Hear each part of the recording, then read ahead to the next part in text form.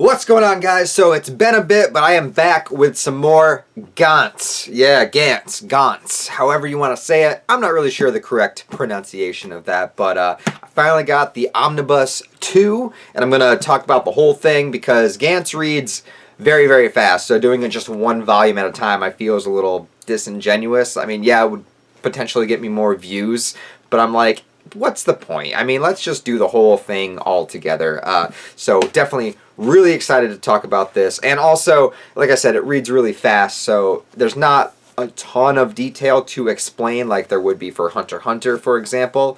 And actually, part of the greatness of GANTZ, part of what makes it so fascinating is the mystery of it all. The fact that it's kind of like the anti-exposition manga, whereas Hunter x Hunter has tons of exposition and explaining to do to understand the world and the power system and everything like that.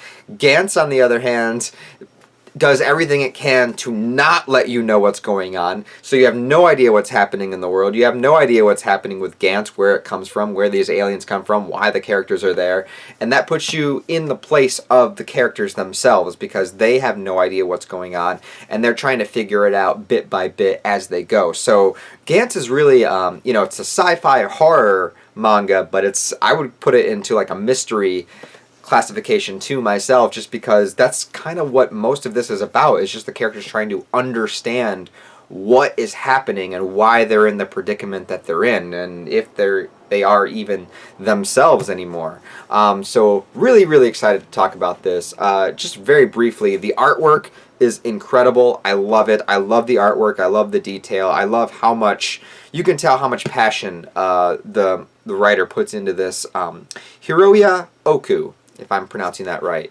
I can't really show you much because I might flip to some of the explicit nudity, and there is so much explicit nudity. And I'm not complaining about that, but he definitely does not shy away from anything. He doesn't shy away from any kind of explicitness, any kind of violence, any kind of nudity, any kind of no character is safe kind of thing. And it's, I love stuff like that. I love stuff that where the art is not hindered by any kind of external circumstance, and you can just really dive into any kind of taboo subject you want to, because for me, I think art is freedom, and I think stories, and whether it's manga or movies or comics or anything like that, I think authors should have the freedom to express and explore any type of thing that they want to, in any kind of way that they choose to tackle the topic. But also, if you guys don't know, the only thing I know about GANTZ is I've watched the anime series, which goes just a little bit farther than where this volume ends, so I had an awareness of the things that were happening in here that I've seen in the anime, but I haven't seen anything past that, and I still don't know anything about GANTZ itself, so I am uncovering the mystery as well as I read this. The character Nishi, I think I'm saying his name correctly, he is the kid that's the only one of the group from the first encounter that had been through GANTZ before, knew what was going on. He's kind of an asshole, he keeps to himself, he doesn't let people know. He was actually the one, I believe, that told them, oh, it's just a game show, to kind of fuck with people.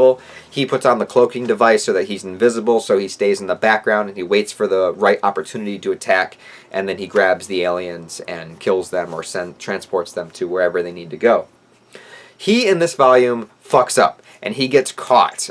He's got his cloaking device on, but he gets caught by one of the aliens that are in this kind of like robotic suit. Also the creativity that he puts into all of the different aliens that they encounter. None of them are like each other. They're all completely different, which just adds into the mystery of what the hell is going on. So every single GANTZ encounter, you're dealing with an enemy that has nothing to do with the enemy you fought before, so any kind of strategy or technique or idea of how to defeat them is going to have to completely change. You're not safe whatsoever. And this time we are dealing with some sort of bird creature that is inside of a robotic suit that looks like a person, but not I mean, it's very obviously a robot. It doesn't actually look like a person. It just has the design of a person. Well, anyways, so Nishi tries to, of course, use the cloaking device and get behind him and attack them, but he notices him, and he attacks Nishi, and they both go down into this little, like, 1 foot of water area underneath a bridge that's in the city. And this creature manages to get right up on him and just kind of like explode this noise into just this high-pitched screech, I'm assuming, right into his ear, and it pops his eardrums, pops his eyes out of his socket. He can't see, he can't hear very well. He's like all disoriented, and his suit is running out of power. And I completely forgot about this from the anime, if it happens in the anime, I don't remember. But the suits that they are given to wear to go fight these aliens, I guess, can either, I was a little confused, either it runs out of power or can be damaged in a way to where it becomes inert from power. So I'm not really too sure of what happens, but his suit goes, and the suit basically just kind of like enhances you a little bit. Like if you need to throw a punch, it can like enhance your strength so you can like break through a wall or something. Enhances your speed if you need to run, and it's like a momentary thing. It activates when you need it. It's just like, okay, I need to run over there. It kind of like powers up, lets you run, and you know, that's that. But it seems to run out. So he's stuck here, and he doesn't have that ability anymore, and now he's asking for help, and he is the guy that was fucking everyone else over. And what I really like about this, and what I really liked about it from what I remember in the anime, again, which I haven't seen for a number of years, I'm kind of waiting until I read through GANTZ before I go back and rewatch it. But what I really like about it is this kid seems to be fascinated with the idea of death. And I talked about this in the review I did for the first omnibus, where he was saying that, you know,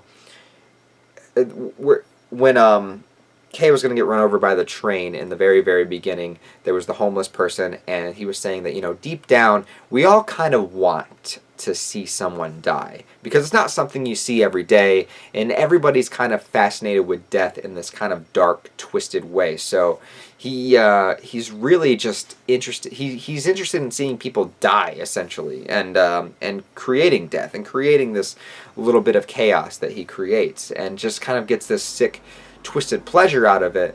But it's this deep thing that I think exists in all people, is that we have this kind of dark desire where we want to see things that are dark and twisted, but keep ourselves at a safe distance so we can seem like we're not a part of it, but we definitely want to view it. And I think this is why everyone is so obsessed with, you know, dark things on the news, you know, death and destruction and terrorism and chaos and all that. All that we want to see more than we want to see, you know, something positive in the world. Everyone is kind of attracted to negativity and darkness. Not everyone.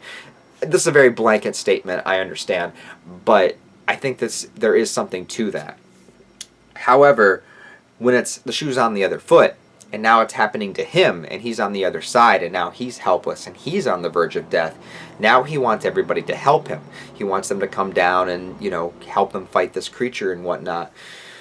And in his last moments of life, as they do come down. Kato comes down, of course. He's the one to do it. So he comes down and helps him out. And when they defeat the creature, and, you know, what's his name? Nishi is on his last moments of life. You know, he's asking for help. He's asking to go back to the room. He's like, please, GANTZ, transport us back so I can be healed. And he's even calling out for his mom. And if that's just like, how true is that? I mean, how true is that really? You know, you could put on this like badass tough guy. I want to see death. You know, you want to see death or cause death from an outsider's perspective, but when it's happening to you, now everything's changed. Now you want everybody to help you. You wouldn't help someone else out if you saw them dying, but now that you're dying, now you want everyone to help you. And it's there's something to that. There's something really poignant in that, and I kind of wish his character didn't die, because I am pretty fascinated by his character. But like I said, in GANTZ, nothing is sacred. Nothing is held up to a higher standard. Everybody is on the chopping block. Everybody can be killed at any point in time. Even what was so sad, and I know I saw this in the anime, but I just must have blocked it out of my mind, where GANTZ pulls anybody into the room that it wants to. So anybody that was about to die or did die, still unconfirmed, but pulls anybody into the room. So anybody that died comes into the room, even if you're an old woman and a small child. So there's this grandma, this old granny, and she actually even put the suit on. Old granny and her grandson that's probably like 9 years old maybe, and they're there and they get cornered by these creatures, and it's so sad because she tells the boy to run. She's like, run, granny will take care of it. And then you just see the kid's perspective, just seeing this light flash like she's been attacked and died, and you're like, oh man, that's so sad. But GANTZ doesn't give a fuck. GANTZ goes right back into the room and shows you what happened. GANTZ shows the old woman, the grandma, with her eyes bleeding out and her ears bleeding just like the other character, sliding down the wall, dying, and then shows you the grandson run back, and then the grandma still alive, grabbing him, trying to protect him, and then the creatures just flash again and fucking kill the kid. Whoa, that is just fucking brutal. Like, that was hard to read, man. Like, I mean, here's the thing. Here's the difference. Because you guys know I'm a huge Berserk fan, right? And horrible shit happens in Berserk all the time to characters. And it affects me more in Berserk because I'm more attached to the characters emotionally. Like, I care about who they are as people. You build up, you see their interactions. It's more grounded and serious in that respect.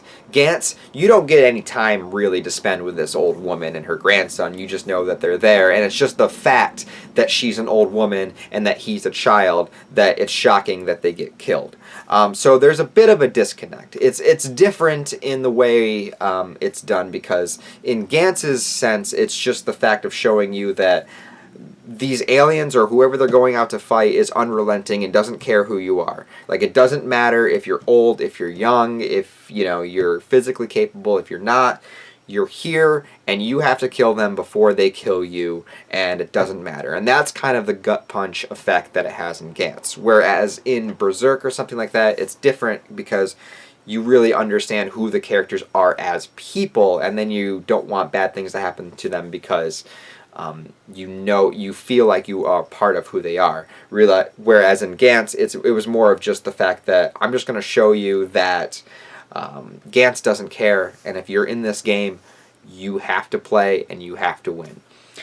So moving on from that, Kay manages to, the main character Kay, who I really love because I feel like he just fits the teenager mindset to an absolute T, and like I completely relate to everything that he says and does. And I don't know what that says about me, but I just remember being that age, and he goes by like such a primal way of thinking, because he's like 15, 16. Like, he just wants to get laid, and he just wants to, like, I don't know, be looked at in a particular way where he's respected and not looked down upon, because in school, of course, no one really cares, and he never gets the girl and whatnot. And then he has Kishimoto, our main female character, living at his house, not because she likes him, but because she has nowhere else to go. Because remember, in the first omnibus, there's another version of her that exists. So when these characters died from GANTZ, they must just be copies of the actual people that died. Now, I don't know, that's not confirmed. But there must have been some kind of glitch somewhere, because there's another version of her living out her life, picking up right where she left off, where she would have died. So she's just a copy, or feels just like a copy, or maybe she's the real version and that's a copy. We don't really know. All we know is she's got no place to go, and his house was the only place that she knew. Of course, she's just obsessed with Kato instead. Kato, Kishimoto, yeah. Anyways, so she's just obsessed with Kato, and Kay finally has enough, and he's like, look, like, what do you think I am? You know, I let you stay here for free, I take care of you, I feed you and all this, and all you can talk about is this other guy. Like, you think that I don't want a little something back? And maybe it's wrong for him to think that way. Maybe it is.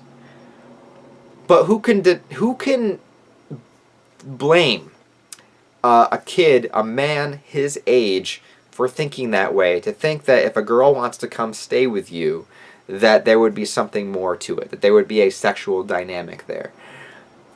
But there's not. And so he's like, you know what? Get out of here. That's not fair to me, to my desires. Maybe that's right, maybe that's wrong. I don't know. But he does kick her out. And we don't really get to see where she goes after that, but we do know she is really smitten on Kato. So we'll see where that goes. As far as she goes, and as far as Kei's feelings towards her, GANTZ also does not shy away from the fan service whatsoever. And you can definitely tell that just by the title pages of the chapters. There's just like naked girls all the time.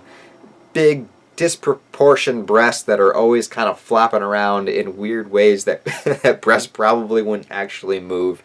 Title pages of scantily clad girls. And so it kind of it's very strange because at times GANTZ takes itself really seriously, or at least I feel like it does, because I feel like the danger is real, the horror is real. When bad things happen, they're really happening, and it's suspenseful and it's scary. But then you also have that offsetted with just these like title pages of these GANTZ women, you know, scantily clad, just there to look at, that aren't serving any purpose. And I'm not saying I'm complaining about that. I'm just saying as far as tone goes, it is a little offsetting because, you know, in one hand, like I said, the danger is very real, and on the other hand, we're actually in Kei's head as he's imagining himself having sex with her, with Kishimoto, and it, like, you know, explicitly shows him, like, fucking her, and her, like, sucking his dick. And so, I don't know how I'm supposed to feel about Kishimoto in a lot of ways. I guess, am I just supposed to feel the way Kei feels? Just this, like, undescribable lust for this woman? But at times I also do feel sympathy for her because, like I said, there's another version of her that exists, and what does that mean? So it's kind of a conflicting thing, and I wouldn't say I don't like that aspect, but it's I'm trying to wrap my head around it. I'm trying to figure it. Maybe it's just to offset the darkness. Maybe it's just to be like, look, you're reading all this dark shit. Here's a nice, sexy lady to look at. And I'm not really sure. Because again, not that I want to compare everything to Berserk, but in Berserk there is a lot of explicit nudity, but usually it's done in a way where it's in a horrific situation, so it's not fan service. Not that there aren't little moments of that, but it's just done in a different way. The tone is different. That's all I'm trying to say. Anyways, beyond all that, so we also get information as the point system, because GANTZ says, the sphere says that once you get 100 points, you don't have to do this anymore. So you'll stop being brought to the room and you'll be given your, you know, your freedom and whatnot. And it seems as though every time you kill an alien, you get 5 points. Which, that's not a lot considering how difficult they are to actually defeat. But it also looks like if you kill a boss alien, because there was all the little bird creatures, but then there was the gigantic bird that Kei managed to defeat, and he got 38 points.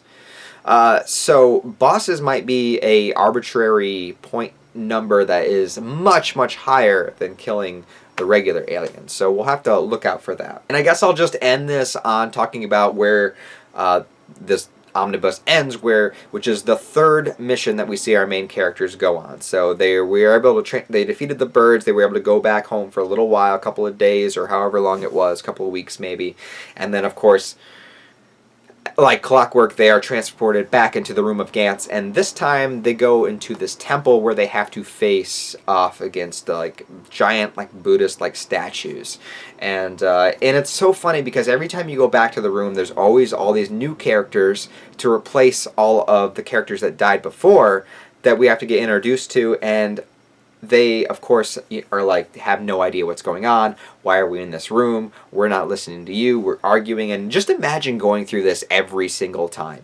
Like, maybe that's a lot where Nishi was coming from, where he just didn't give a fuck and wanted to see people die. Because, like, imagine it's only 5 points for every kill. So you could theoretically be coming to back to this room, you know, over and over and over and over again, 20, 30 times, more and more. And every time you come there, there's always a new group of people always arguing, always complaining, always not knowing what's going on, always asking the same questions. And I can imagine that at some point you just don't care.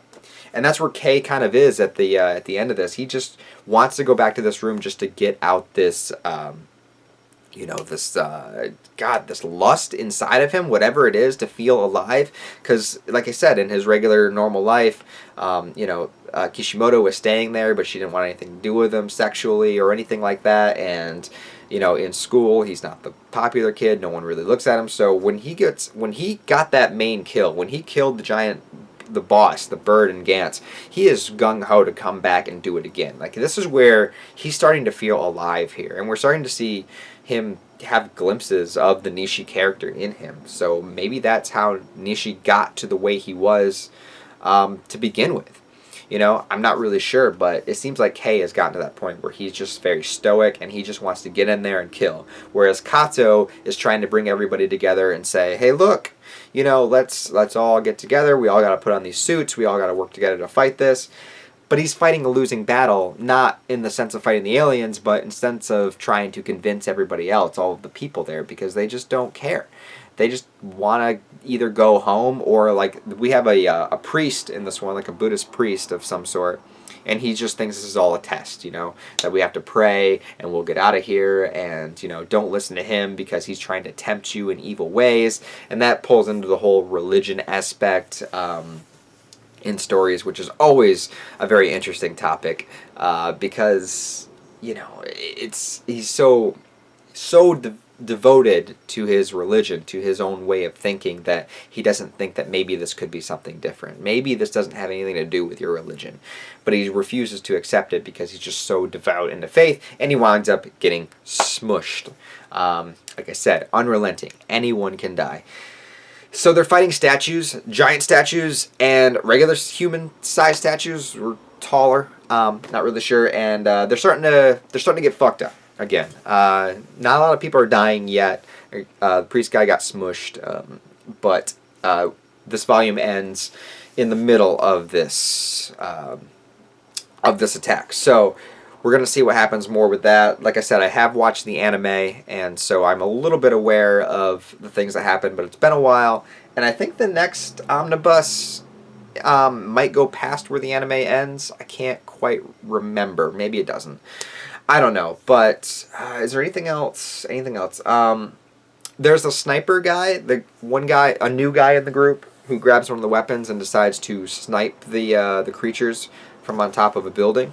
Which is a very, very smart idea that no one's done. And he even mentions, he's like, why is no one doing this?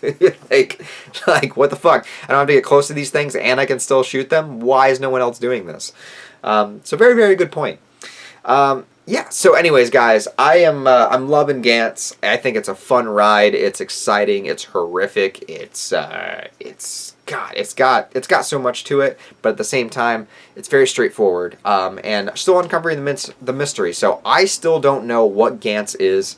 I still don't know why it's sending them on these missions. I still don't know if these aliens are actually hostile, or maybe they're in like the same kind of situation. Maybe they're pitting, people up against these things separately. I don't really know what's happening, but neither do the characters, and that's what's great about it, because it puts you in their place, and you have to try to figure this all out as it's happening, as you're fighting for your life. So very, very cool. I would rate this very highly. So let me know what you guys think about anything that happens in the Omnibus 2, which is volumes 4, 5, and 6 of GANTZ. Comment all that down below. Try to be a little free of spoilers, but you can give me some teases and let me know what I have to look forward to. So that would be really cool too. So give this video a thumbs up if you want. Thanks for listening to me rant for this long, and I'll see you guys in the next GANTZ video, or as one of my subscribers said, GANTZ Rants. I love that. I love that title. So, so thank you. I'll talk to you next time.